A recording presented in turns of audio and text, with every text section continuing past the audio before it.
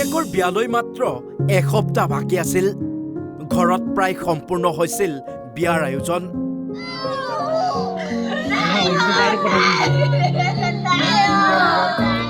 21 দিনৰ ছুটী লৈ আহিছিল আৰক্ষী ভাতৃ। কিন্তু নিয়তিৰ পৰিহাস, ভগ্নীৰ বিয়া চাবলৈ নাপালে ভাতৃয়ে।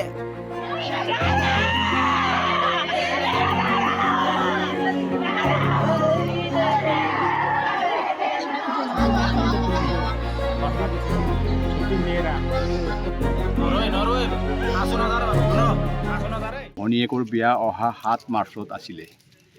ইতিমধ্যে তেওঁ অসম পুলিচত চাকৰিত কৰ্মৰত।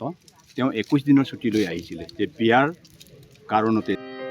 হয়, এইজন অসম আৰক্ষীৰ 28 নং বেটেলিয়নত কৰ্মৰত কৃষ্ণ বাহাদুৰ ৰামাই।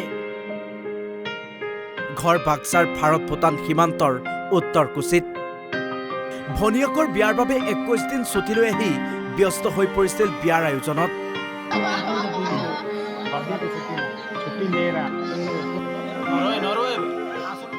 বিয়াৰ আয়োজনৰ কাৰণে বিভিন্ন কামত তেওঁ নিজকে নিয়োজিত কৰি পেলাই ৰাইজক নিমন্ত্ৰণী পত্ৰ ইতিমধ্যে যোগাযোগ বিতৰণ কৰা হৈছিলে। আৰু বহুত যিমান মাল সামগ্ৰী, টেণ্ট হাউচ, ইপিনে ৰান্ধনি, গোটেইখিনি 99% কাম তেওঁ নিজেই সম্পন্ন কৰিছিলে। কিন্তু নিয়তিৰ পৰিহাস, নিশা হঠাৎ অসুস্থ হৈ পৰে আৰক্ষী ভাতৃ। পৰিয়ালৰ লোকে হাস্পতালত ভৰ্তি কৰিছিল যদিও ভনীয়েকৰ বিয়া চাবলৈ নাপালে আৰক্ষী ভাতৃয়ে। হাস্পতালতে শেষ নিশ্বাস ত্যাগ কৰে কৃষ্ণ বাহাদুৰে। হাঁহিৰে ভৰা ঘৰখনত এতিয়া কান্দোনৰ ৰোল। 7 দিন পিছতে তেওঁ অকস্মাতে ৰাতিৰ ভিতৰতেই ভীষণ এটা অসুস্থতা ভোগ কৰি পেলাই তাৰ পিছদিনা ৰাতিপুৱা প্ৰায় মেডিকেলত গৈ পোৱাৰ পিছত তেওঁ 10টামান বজাত তেওঁ প্ৰাণ ত্যাগ কৰে। ঘৰৰ একমাত্ৰ ল'ৰা, তেওঁ একমাত্ৰ। আৰু তেওঁৰ নিজ পৰিয়ালৰ ভিতৰত মাক আছে, দেউতাক আজি 4-5 বছৰমান আগতে ঢুকাইছে। মাক আছে, নিজৰ ঘৈণীয়েক আছে, ল'ৰা এজন আছে সৰু, আৰু ডাঙৰজনী ছোৱালী এইবাৰ এই হাইস্কুল শিক্ষান্ত পৰীক্ষাত অৱতীৰ্ণ হৈছে।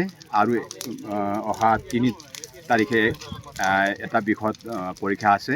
আৰু তেওঁৰ ছোৱালীৰ মেধাও খুব ভাল বুলি আমি জানিব পাৰিছোঁ। তেওঁ 90% ওপৰত ৰাখিম বুলি তেওঁ আমাক কৈছে। দুখজনক ঘটনা। এতিয়া ক'ব গ'লে এক কথা ক'বলৈ আমি সকলোৱে আত্মীয় স্বজন, নিজৰ সম্পূৰ্ণ ঘৰ পৰিয়ালৰ মানুহ তাৰমানে শিল পৰা কপৰ নিচিনা অৱস্থা হৈছে।